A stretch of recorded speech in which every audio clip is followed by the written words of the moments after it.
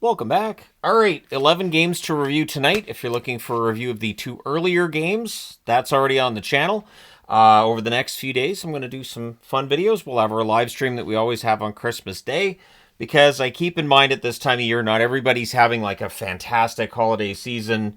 We're going through our own challenges this holiday season, so I like to make sure that I'm keeping the routine together, so that for people who might be having a bit of a rough time through this time of year, they can count on videos being on my channel, no matter what day of the year that it is. All right, so starting things off, we're going to talk about Washington and Boston. Lindgren versus Swayman in this one. The Caps press at 2 minutes. The Capitals had the only shot on net 4 minutes in. Honestly, this game was a tough watch. There's a press by Washington at 7 minutes. We get a power play for the Caps. That's killed off. Washington presses. The Bruins are blocking the path to the net. The shots are 4-3 for Boston with 4 minutes left. So there was not a lot going on until, with 2:06 left, Boston gets a power play, and they score on it. At 19:12, it's Brazeau from Geekie and Lowry. It's 1-0 Boston after one. Second period. Protas fires one wide on a rush. The Caps press at 2 minutes. We get a power play for Washington. They score on theirs. Vrana, one-timer from the right circle. Sandin and Dubois with the assists at 4:50. Ties the game at 1. Shots are 4-8 or 4-3 for Boston at 8 minutes. We get a press by the Capitals at the half. We get a power play for Boston. That's killed off. It's 1-1 after 2. Third period. Wahlstrom boards Ferravari at 10 seconds. It's a 5-minute call. It's reviewed, and yeah, it's a 5-minute penalty. It was a dumb play by Wahlstrom. I'm not going to try to argue that that shouldn't have been 5 minutes. McMichael has a net feed that's picked off during the 5-minute power play. Boston, very good penalty kill. One shot allowed during the 5 minutes that Washington had that power play. Peak has a screenshot that's held. There's some pushing there. We get 2 minutes of 4-on-4 out of that. The Bruins press at 8 minutes. Chychrun fires one wide as the Capitals press. The Bruins draw a power play. That's killed off. And then Boston gets the lead. It's Lindholm from Marchand and Coyle at 13:41. He buries that one on a 2-on-1 rush. And then at 15:59, they add another. This time on a 3-on-2 rush, it's Coyle from Marchand and McAvoy. Makes it 3-1. So they have to pull the goaltender. And at 18:38, Boston, Marchand hits the empty net, which of course there's some pushing and punching after the empty netter. But Boston wins this one 4-1. They go to 19-13-4. This might be the most impressive victory Boston's had this season. I'll go that far. Washington 23-9-2. Probably glad to have a few days off here. 3 stars are Coyle, Marchand, and Lindholm. Shots on net, 6-3 Boston in the first, 7-4 Boston in the second, 9-4 Boston in the third. Final shots are 22-11 for Boston. Power plays, 1-for-3 for Washington, 1-for-4 for Boston. The hits, 19-18 Boston. Lindgren saves 18 out of 21. Swayman saves 10 out of 11. So not a lot happened in that one. Then there's St. Louis and Detroit. This was the fastest of the early games. It's Binnington versus Talbot. The shots are 2-1 St. Louis at 4 minutes. The Wings press at 5 minutes. The Blues get some pressure. They're kept to the outside. The shots, 5-2 for St. Louis, 9 minutes into the period. We have a press by St. Louis with 8.5 minutes left. Petrie has a one-timer that's blocked. Puck's cleared out. And then at 16:14, a point shot deflects top shelf. Holloway with the tip. Fowler and Kyrou with the assists. It's 1-0 in favor of St. Louis. Blues look to add another. The Wings get some pressure with a minute and a half left. Parayko to Texier. There's a near miss on a rush. It's 1-0 St. Louis after 1. Second period. On a rush, Texier goes posting in at 18 seconds. Thomas and Buchnevich with the assists makes it 2-0 St. Louis. The Wings look to respond. Detroit draws a power play. That becomes a 4-on-4. Texier has a slot shot that's caught and held. Everything gets killed off there. Shots are 2 apiece at 7 minutes. At 7:45, Holloway adds another from Shen and Parayko, making it 3-0. Blues press at the half with 2 minutes left. The Blues end up with a power play. That's killed off. We go to the third period with the score 3-0 for St. Louis, and they're in total control of this game. In the third, Siders tonight on a net drive. The Wings press at 2.5 minutes. They have more pressure 5 minutes in. Blues are keeping play to the outside. Things are pushed in a hole by Binnington. The shots are 3-1 Detroit at 6 minutes. The Blues press at 9.5 minutes. The goalie pull happens, and at 15:54, Holloway scores from Parayko and Thomas to make it 4-0 for St. Louis. You get some debris on the ice after that empty netter. Detroit fans not happy. St. Louis fans are, though. St. Louis wins this one 4-0. They even the record again. They're 16-16-4 on the season. With the loss, Detroit 13-17-4. 3 stars, Holloway, Texier, and Binnington. Shots on net, 10-3 St. Louis in the first, 7-6 St. Louis in the second, 10-4 Detroit in the third. Final shots are 21-19 St. Louis. Power plays, St. Louis 0 for 2, Detroit 0 for 1. The hits 21-13 for St. Louis. Binnington saves all 19 shots for the shutout. Talbot saves 17 out of 20. So we talked earlier today about how New Jersey set a record with 7 games in a row of allowing less than 20 shots. We are starting to see this a lot around the NHL. And it's interesting because it feels like either you get these really defensive games or you get these games of a ton of shots from all over. It doesn't feel like there's as many that are in between, but maybe it's just me. All right, next up. The Tampa Bay Lightning and the Florida Panthers, second half of a back-to-back. And if you haven't come out of this back-to-back series thinking, this would be fun in the playoffs again, I don't know what to tell you. This would be fun in the playoffs again. It's Johansson versus Bobrovsky. Things get pushy early on, but Tampa Bay pushing the play. They're leading in shots 5-0, 3 minutes in. Panthers press it, or 3 minutes in. Panthers press at 4.5 minutes. We get 2 minutes of 4-on-4, and Tampa Bay scores during the 4-on-4. It's Kucherov from Hedman and Cirelli at 6:56. McDonough has a rush chance that's kicked aside, and then at 9:20, on a rush, Gensel wires one past to screen. Hagel with the assist. It's 2-0 for Tampa Bay. Panthers press to respond. Things get pushy again. We have 4-on-4. Bolts press with 6 minutes left. We then get a power play for Tampa, and they score on it. Chafee from Cirelli and Paul at 16:24. It's 3-0 Tampa. With 3:09 left, Kucherov gets a penalty. 5 minutes. Yep, Kucherov's out. It was a knee-on-knee against Tkachuk. Tkachuk would return to the game, but yeah, there were some 5-minute penalties given out tonight. 2 minutes of 4-on-4, and then a 3-minute power play for Florida, of course, because there's other penalties that take place there. So to start the second period, down by 3, there's 1 minute and 51 seconds left in a Florida power play. This is where things get kind of bonkers. First, you have a 7-second 5-on-3 for the Panthers. Tkachuk returns as we're getting more 5-on-3 as the power plays continue to roll for Florida. There's a near miss for Reinhardt and Close. Tampa Bay kills off the 5-on-3, the 5-on-3, the 5-on-4. All done. The shots are 9-1 for Florida at 6.5 minutes. Johansson, amazing to that point in the period. Tampa Bay presses at 7.5 minutes. Perbix is denied. We get another 2 minutes of 4-on-4. These teams really do not like one another at all. Tampa presses with 9 minutes left. Gensel has a net feed that misses everybody. We get a power play for Tampa. Hedman has a one-timer that's held. Things are punchy on a hold by Bobrovsky. Power play's killed off. The fans are telling the ref that he sucks. They told the ref he sucks a few times in this game. So I wrote it, I think, the third time that I heard it. Doesn't mean it wasn't heard a bunch of times because, remember, there were a whole bunch of games on, so I probably missed other ref you suck chants. I likely missed them in other games too. So, Balinskis breaks up a 2-on-1. The Panthers press with 2 minutes left. Greer dives into the boards. He goes over the Tampa Bay player and ends up crashing into the boards. That looked painful. So it's 3-0 for Tampa Bay after 2. Third period. Things are pushy on a hold by Johansson because that's how this game works. Shots are 2 apiece at 3.5 minutes. Tampa Bay presses at 5 minutes. The teams trade rushes. We get a power play for the Panthers. So they pull the goalie to make it a 6-on-4. Tampa Bay hits the empty net at 14-18. It's a shorthanded empty netter. Hagel from Chernak to make it 4-0. So they pull the goalie again to make it 6-on-4. That power play's killed off. Then Tampa gets power play. That's killed off as well. There's a press by Tampa in the final minute. And at the horn, there's punching. Because why not celebrate with more punching? Department of Player Safety may very well be looking at tonight's games and thinking, we were supposed to have a few days off. Now we're going to have to do stuff. So, yeah, 4-0 win for Tampa. So that's the second game in a row with the Tony the Tiger Magnet. Tampa goes to 19-11-2 with the win. With the loss, Florida 22-12-2, and they miss out on a chance to pull themselves a little bit ahead of Toronto. Your 3 stars are Johansson, Hedman, and Cirelli. Shots on net, 15-8 Tampa in the first, 18-7 Florida in the second, 10-7 Florida in the third. Final shots are 36-29 for the Panthers. Power plays, Tampa Bay goes 1 for 3, Florida 0 for 4. The hits, 32-13 for Florida. Johansson saves all 36 shots for the shutout, and Bobrovsky 25 saves on 28 shots at the other end. But the most entertaining game of the night, yeah, I think without a shadow of a doubt that it was. All right, Philadelphia and Pittsburgh. So Ersson versus Jari, and on their first shot, Pittsburgh scores. This is a bit of a warning of how this game is going to go. Rust from Crosby and Raquel at 129. Penguins press at 3.5 minutes. They're kept to the outside, and then on their third shot, Philadelphia scores. Zamula from Paling and Lawton at 6:12.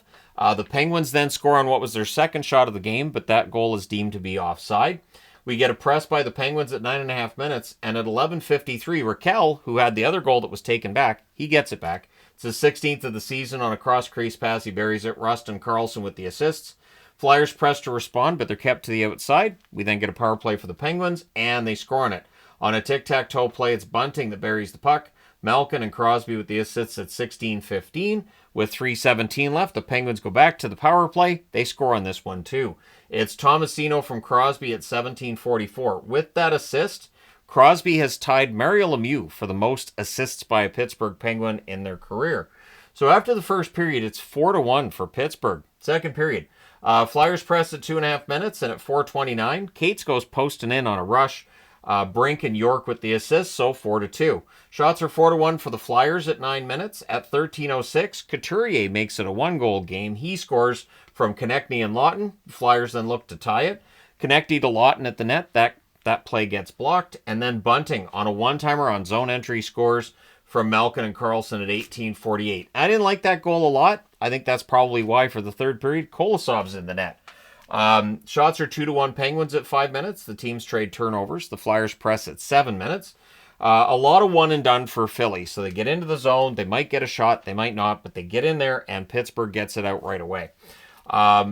Penguins press with 7.5 minutes left. The Flyers just aren't getting those extended presses that you need to really generate a goal here. Goalie pull happens early because they're down by 2, and at 17:30, Crosby hits the empty netter. So he gets a goal to go with his assist tonight. And then Pittsburgh gets a late power play, and at 19:48, Lizotte on a bounce off the boards, and that was an intentional miss of the net. Lizotte puts it in the net. Shea and Nieto with the assists. This is an 80s game because there's 10 goals in it, seven of them for Pittsburgh. They win 7-3.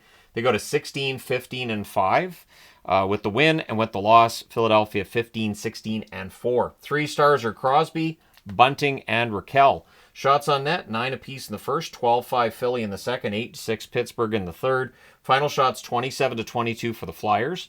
Power plays, no power plays for Philly, and Pittsburgh scored on all 3 they had.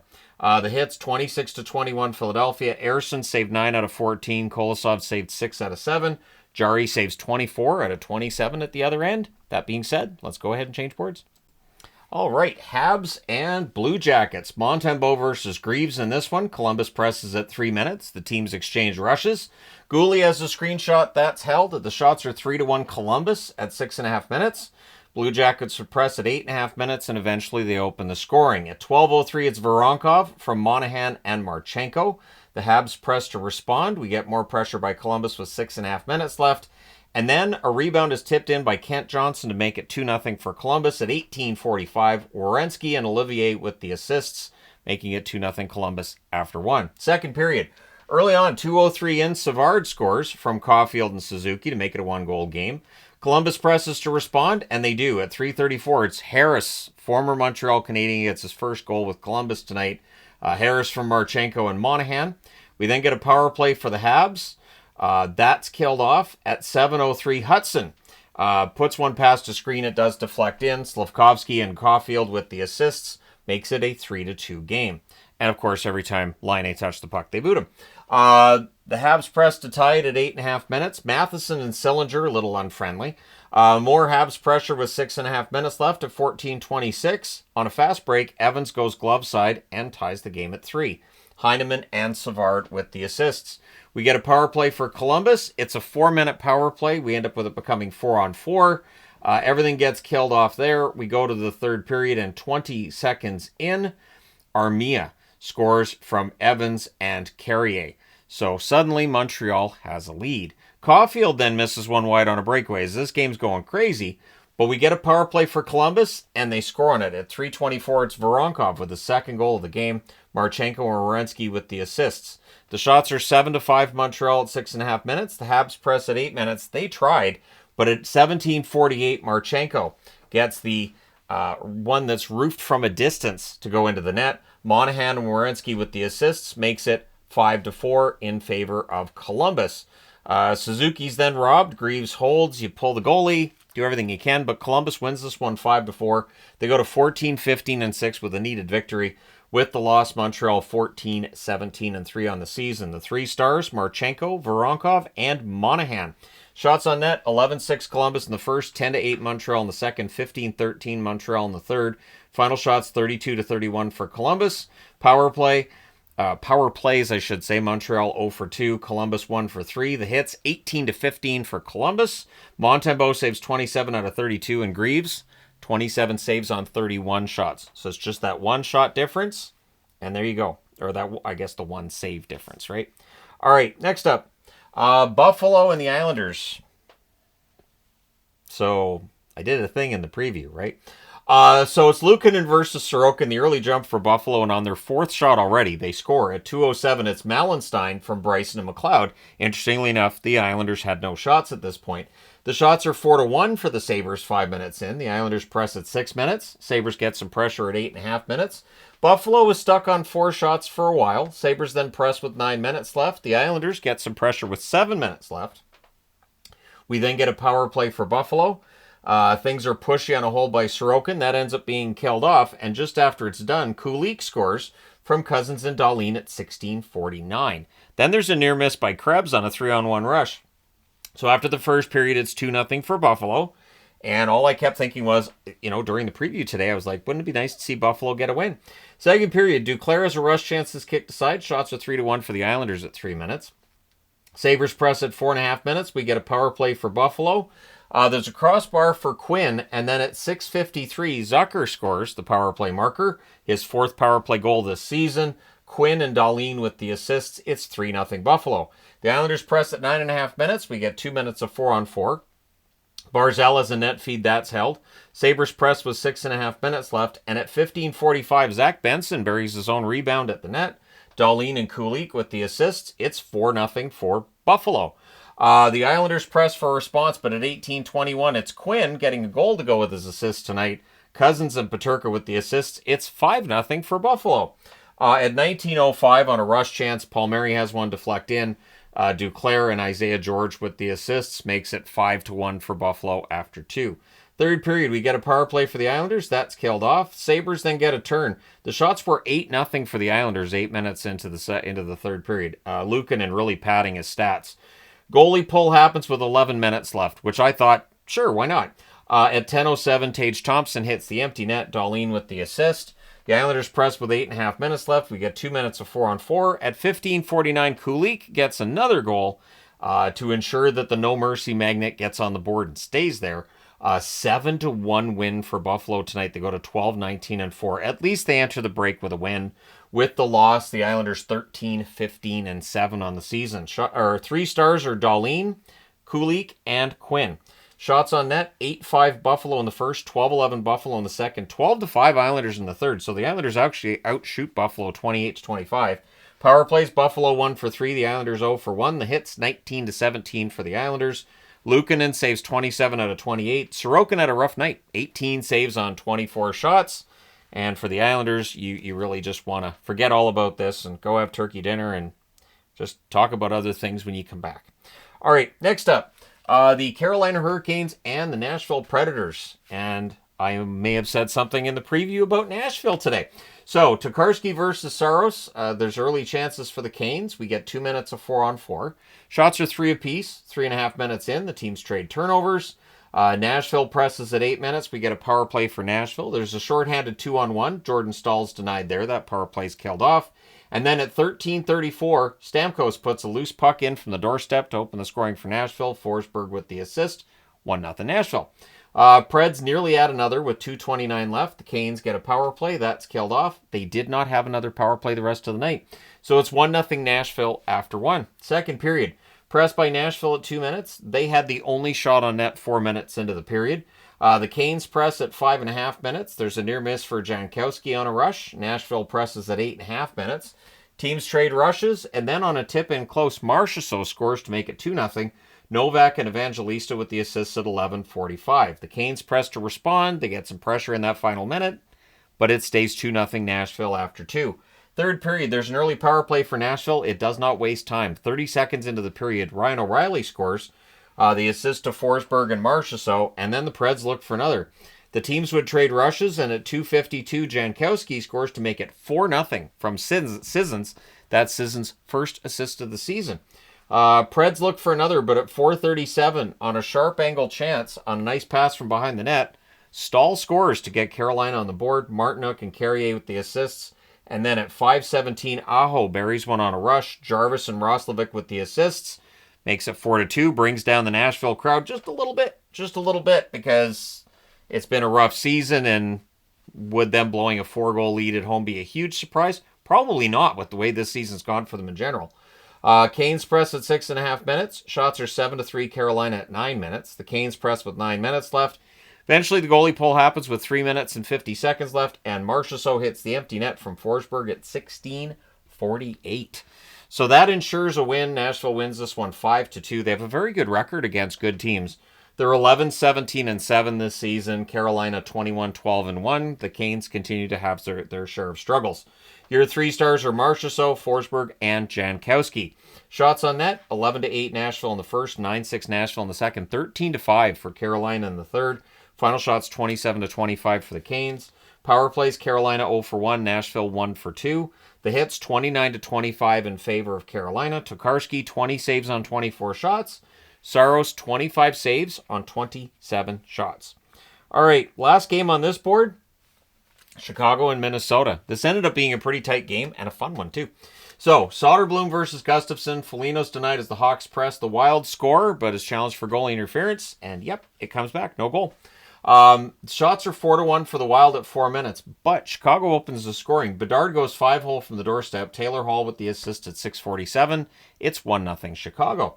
Mikheyev has a rush chance, that saved. The Wild press at 8.5 minutes. Bedard has a sharp angle chance, that saved as well. And then at 11:11, Kaprizov buries a rebound after Zuccarello hit the post. The assists to Rossi and Zuccarello on that play. It's a 1-1 tie. Shots are 9 apiece with 7 minutes left. The Wild get some pressure in the final minute. It remains 1-1 after 1. Second period, the Wild press at 3 minutes. The shots are 2-1 Minnesota at 5.5 minutes.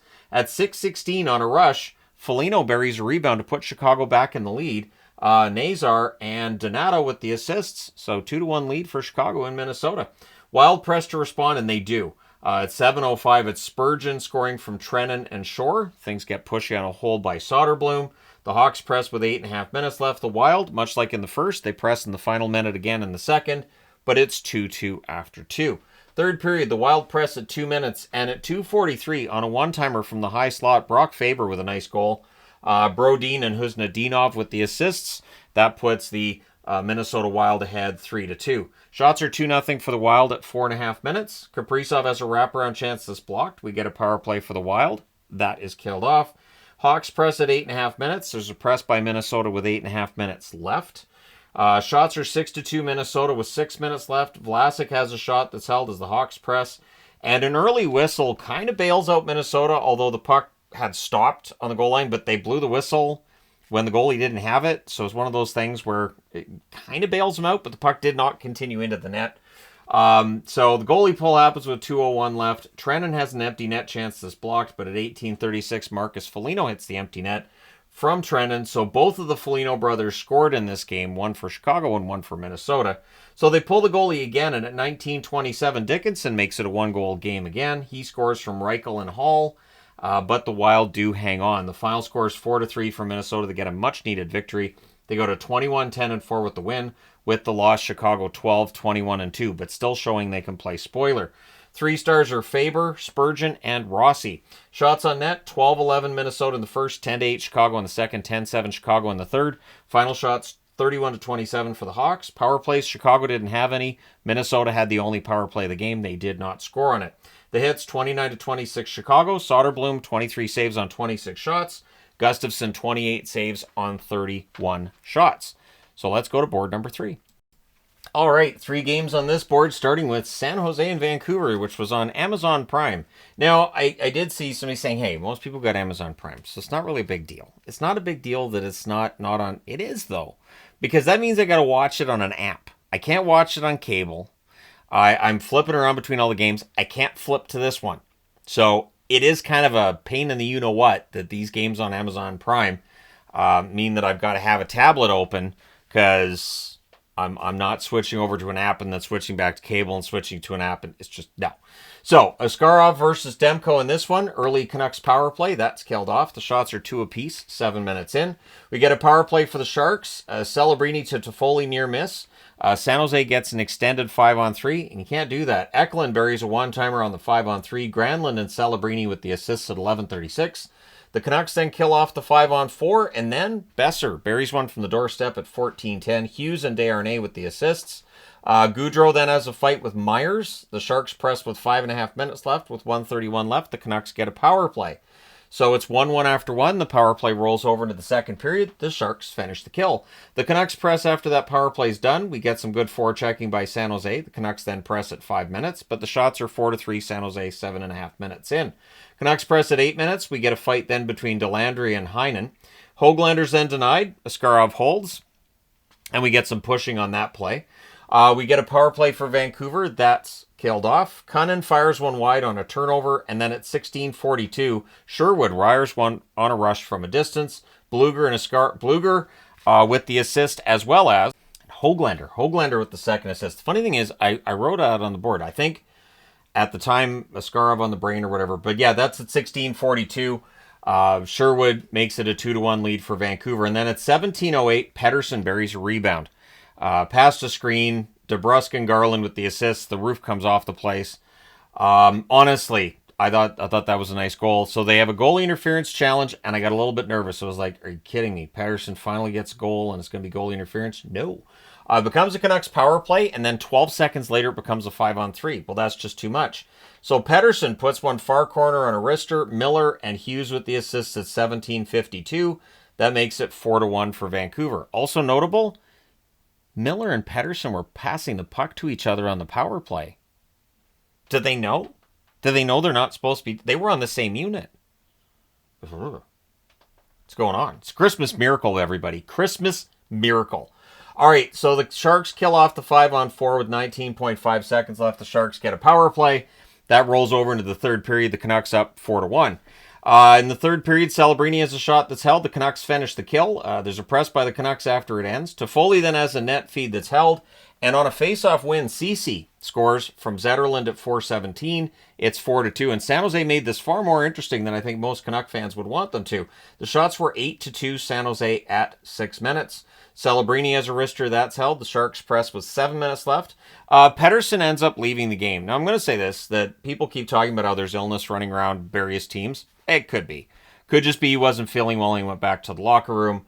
It is running through a lot of... That's why I'm really talking about it, because a lot of teams are dealing with this right now. It is flu season.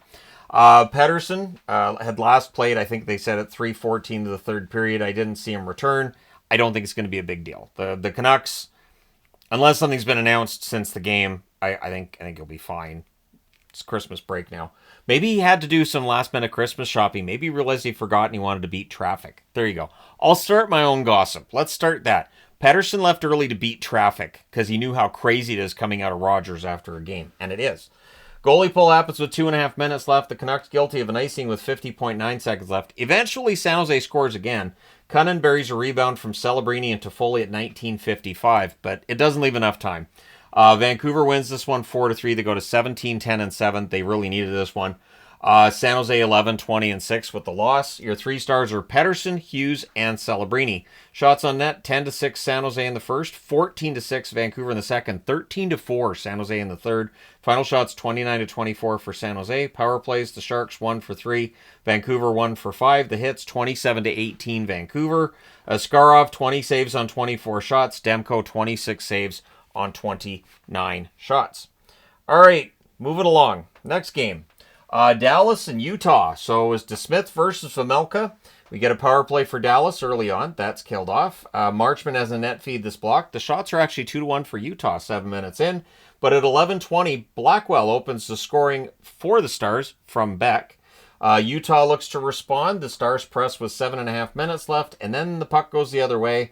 Stenlund deflects in a point shot. Cole and Kirkoni with the assists at 12:41. We then get a power play for Utah. That's killed off. It's 1-1 after 1. Second period, Keller's denied and close. The shots are 4-0 Utah 3.5 minutes in. Dodonov has a near miss and close, and then his next opportunity was saved. The fans call one. The referee does not. The Stars get a power play. That's killed off. The shots are 7-5 for Dallas with 8 minutes left. And at 12:39, Hintz wires one from in close. Bork and Robertson with the assists, and it was a nice net feed, and he gets that. So, yeah, 2-1 lead for Dallas. Utah looks to respond. There's a power play drawn by Utah. That's killed off. The teams trade rushes. Stars press with 3 minutes left at 17:50 on a pass from behind the net. Ben wires one. Johnston and Harley with the assists. It's 3-1 for Dallas after 2. Third period, the Stars press a minute and a half. Hintz beats out an icing. We get a power play for Dallas. Stankoven can't bury one in close. That power play's killed off. Keller has a 3-on-2 chance that's blocked out. We get a press by Utah at 8 minutes. Stankoven has a rush chance that's blocked. The fans call one. The referee does not. And then at 11:39, Barrett Hayden makes this game close. Gets the goal to make it 3-2. Schmaltz and Keller with the assists. The Stars look to respond. There's a press by Dallas with 7 minutes left. The goalie pull happens with a little over 2 minutes left. Things are punchy on a hold by DeSmith. The Stars ice the puck with 7.1 seconds left, but they hold on. Dallas wins 3-2, get a rare road victory. They go to 20-13 on the season. With the loss, Utah 16-12-6. Your 3 stars are Ben, Stenlund, and DeSmith. Shots on net, 11-9 Utah in the first, 16-6 Dallas in the second, 9-4 Utah in the third. Final shots, 29-26 for the Stars. Power plays, Dallas 0 for 3, Utah 0 for 2. The hits, 20-19 for Dallas. DeSmith saves 24 out of 26. Vejmelka saves 26 out of 29. So, yeah, Vancouver gets a win tonight. Dallas gets a win tonight. Boston gets a win tonight. That hasn't happened very often this season. Kind of nice to see that for me. Just for me. All right. It's a weird combination of teams. All right, so Anaheim and Vegas. I acknowledge that. I was a little kid when I went to these 3 teams and teenager and all that. And I don't know. And then I just had to stick with it because you don't want to be labeled a bandwagoner. Oh, I've been labeled a bandwagoner many times. Anyways, on to the bandwagon of the Ducks I go. But yeah, Anaheim and Vegas tonight. It was Gibson versus Hill. There's a near miss for Stone on an early rush. Vegas presses at 2 minutes. The shots are 5-1 for Vegas at 3.5 minutes. Fabry's denied as the Ducks press. We get a power play for the Golden Knights. That's killed off. Haig's denied on a net drive. Leo Carlson has a slot shot. That's blocked. The Ducks press with 5.5 minutes left. Anaheim draws a power play. There's a shorthanded rush by William Karlsson that helps to end that. Gibson gets high stick through the mask. Dostal was in. It got him right, I think, under the eye. I don't think it got him in the eye, but Gibson did not return to the game. That's always scary when you've got the basically the gaps in your mask that allows a stick to go in there. It's scary. So the Ducks get a power play on an unrelated incident as well with 2:28 left, and that leads to a shorthanded goal by Vegas. Pearson with a wrister from the slot, Kolasar with the assist at 19:19. So, Dostal goes into the game, and right away he's facing a shorthanded chance. Vegas finishes the kill. They're up 1-0 after 1. Second period, there's an early press by the Ducks. There's a near miss for William Karlsson on a net drive. Vegas presses at 4 minutes. Leo Carlsson has a tipped shot. That's saved. Dorofeev then has a net feed that's held. Power play for Anaheim. That's killed off. 2 shots on net. Shots are 6-2 Anaheim with 8 minutes left. Leo Carlsson misses an open net. Looked skyward after that. Eichel has a net feed that's blocked. We get a power play for Vegas that becomes a 5-on-3. Coming into tonight, they had scored on every 5-on-3 they had. They did not score on this one, nor did they score on the 5-on-4 that followed. So the Ducks kill all that off. It's still 1-0 after 2. Third period, there's a near miss for Eichel on a fast break, and then the puck goes the other way, and on a rush, McTavish scores at 1:13. Gudas and Fabry with the assist. Suddenly it's a 1-1 tie. And Anaheim had worked themselves into that position where they had that tie game. Hurdle's then denied on a net drive. The shots are 2 apiece at 5.5 minutes. Pietrangelo has a rush chance. That's held. We get a power play for Anaheim. There was a shorthanded 2-on-1 during that, which kind of misfires, but the power play's killed off. And then at 9:36, Hurdle backhands one into the net. McNabb and Theodore with the assists. It's 2-1 for Vegas. Ducks press to respond. The shots are 12-10 for the Ducks with 6 minutes left. But at 15:50 on a net feed, Kolesar roofs one. Carlson and Hurdle with the assists. So that makes it 3-1 for the Vegas Golden Knights. Vegas presses for another. With 2:51 left, the Ducks call a timeout. That's also when they pulled the goaltender. They were unable to generate a scoring opportunity that led to a goal. So your final score is 3-1. Vegas wins 4 in a row. They go to 23-8-3 on the season. Anaheim 13-16-4. They couldn't win on back-to-back nights. Your 3 stars are Hurdle, Kolesar, and Hill. Shots on net, 12-7 Vegas in the first, 10-7 Vegas in the second, 18-11 Anaheim in the third. Final shots, 33-32 for Vegas. Power plays, 0 for 4 for Anaheim, 0 for 3 for Vegas. The hits, 18-13 Anaheim. Gibson saved all 11 shots before he took the stick to near the eye or in the eye. Dostal saves 19 out of 22 in relief. Aiden Hill, 31 saves on 32 shots. Very good game for Hill. And Vegas kind of survived this one a little bit. Like, it felt like Anaheim had a little bit of momentum. One thing with Anaheim is I think this year is going to be one where they lose a lot of one-goal games. Their scoring isn't quite there. But there's something they're building towards. So California team's losing a lot right now, but I can see what the game plan is. We'll see if it works. Let me know your thoughts regarding these games in the comment section below, as always. Don't forget to hit like and subscribe in the event you may not have done so already. Thank you guys so much for watching. You will not see a review tomorrow night. I'm not doing a review on Christmas or on Boxing Day. To heck with it. You guys won't see a review until the 27th. So, sorry, but I will still be doing videos between now and the 27th, obviously, because THG doesn't take days off. Thank you so much, though, for all your support. I will talk to you again soon.